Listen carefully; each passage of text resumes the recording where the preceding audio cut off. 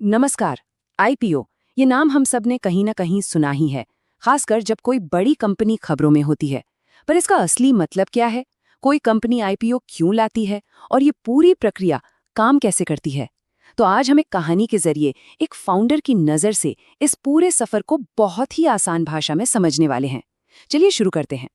अच्छा, आगे बढ़ने से पहले एक ज़रूरी बात। यहाँ हम जो भी जानकारी साझा कर रहे हैं वो सिर्फ और सिर्फ आपको सिखाने और समझाने के लिए है। इसे किसी भी तरह की फाइनेंशियल एडवाइस बिल्कुल न समझें। तो चलिए मिलते हैं हमारी कहानी के हीरोज से। शुभम और अभिषेक, दो दोस्त, दो एंटरप्रेन्योर्स जिनकी कामयाब कंपनी आज एक बहुत बड़े मोड़ पर खड़ी है। सोचिए जरा, शुभम और अभिषेक ने 50-50 लाख रुपए लगाकर एक प्राइवेट लिमिटेड कंपनी शुरू की थी। दिन रात की मेहनत रंग लाई और सिर्फ 10 सालों के अंदर उनकी कंपनी अपनी इंडस्ट्री की एक जानी मानी ताकत बन गई। आज उनकी कंपनी हर साल 200 करोड़ रुपए का रेवेन्यू कमाती है और मुनाफा पूरे 30 करोड़ रुपए का। है ना कमाल की बात? पर शुभम और अभिषेक यहीं रुकना नहीं चाहते। उनके सपने और भी बड़े हैं। वो नई फैक्ट्रियां लगाना चाहते हैं, नई मशीनें खरीदना चाहते हैं, हजारों लोगों को नौकरियां देना चाहते हैं। और इस बड़े सपने को सच करने के लिए उन्हें चाहिए लगभग 100 करोड़ रुपए। अब सवाल ये उठता है कि इतनी बड़ी रकम 100 करोड़ रुपए आखिर आएंगे कहाँ से? क्या बैंक से लोन लेना ही एक रास्ता है या फिर कोई और तरीका भी है? और बस यहीं पर एंट्री होती है हमारे आज के हीरो की, आईपीओ की। शुभम और अभिषेक ने फैसला किया कि वो अपनी कंपनी के शेयर स्टॉक मार्केट में बेचकर पैसा जुटाएंगे।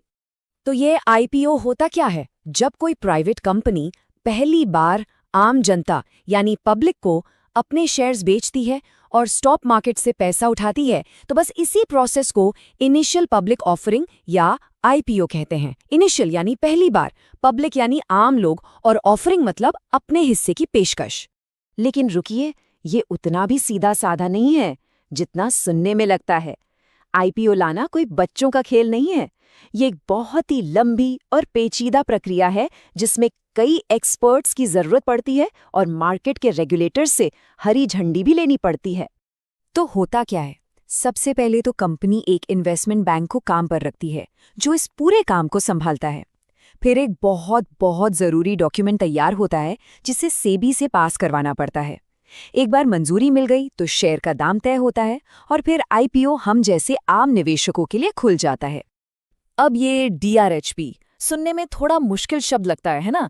पर असल में ये कंपनी की जन्म कुंडली जैसा है।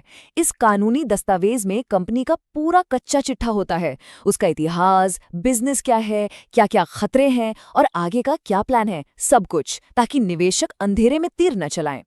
और सेबी यानी securities and exchange board of India, आप इन्हें स्टॉक मार्केट का रेफरी या पुलिस वाला समझ सकते हैं। जैसे आरबीआई सभी बैंकों पर नजर रखता है, वैसे ही सेबी ये पक्का करता है कि स्टॉक मार्केट में सब कुछ नियम कानून के हिसाब से हो। अच्छा, एक और मजेदार बात, सारे आईपीओ एक जैसे नहीं होते। कंपनी कितनी बड़ी है और उसे कितना पैसा चाहिए, इस आधार पर ये मोटे तौर पर दो तरह के होते हैं। एक होता है मेनलाइन आईपीओ। ये बड़ी और पहले से जमी जमाई कंपनियों के लिए है जिन्हें 100 करोड़ से ज्यादा की रकम चाहिए। ये आमतौर पर 3 दिन के लिए खुलता है। और दूसरा है एसएमई आईपीओ। ये छोटे और मझोले बिजनेस के लिए है जिन्हें 100 करोड़ से कम पैसा जुटाना है और ये 4 दिनों तक खुला रह सकता है। चलिए, अब तक हमने आईपीओ के बारे में काफी कुछ समझ लिया है, तो क्यों ना खुद को परखा जाए। देखते हैं कि हमें कितना याद रहा।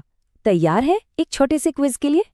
तो पहला सवाल ये रहा, कोई भी कंपनी आईपीओ लाती क्यों है? उसका सबसे मेन मकसद क्या होता है? और सही जवाब है ऑप्शन बी। बिल्कुल, जैसा हमने शुभम और अभिषेक की कहानी में देखा, कंपनी अपने बिजनेस को और बड़ा यानी विस्तार के लिए पैसा जुटाने आईपीओ लाती हैं। अगला सवाल, वो कौन सा डॉक्यूमेंट है जिसमें निवेशकों को कंपनी के बारे में ए टू जेड सारी जानकारी मिलती है? जी हाँ, सही जवाब है बी, डीआरएचपी। ये वही दस्तावेज है जो निवेशकों के लिए पूरी पारदर्शिता सुनिश्चित करता है। तीसरा सवाल, हमारे भारतीय स्टॉक मार्केट का रेगुलेटर कौन है? कौन सब पर नजर रखता है? और इसका सही जवाब है डी, सेबी। याद है ना वो कहावत, जो काम बैंकों के लिए आरबीआई करता है वही काम स्टॉक मार्केट के लिए सेबी करता है। चौथा सवाल, अगर कोई आईपीओ 100 करोड़ रुपए से ज्यादा का है तो उसे हम आमतौर पर क्या कहेंगे? बिल्कुल सही जवाब है सी, मेन लाइन आईपीओ। ये बड़ी और स्थापित कंपनियों के लिए होता है। और अब आखिरी सवाल जो थोड़ा सोचने वाला है, अगर कोई किसी आईपीओ में अप्लाई करता है तो क्या ये पक्का है कि उसे शेयर्स मिल ही जाएंगे? ये एक ऐसा सवाल है जो आईपीओ की दुनिया की एक और परत खोलता है। इस पर जरूर सोचिएगा।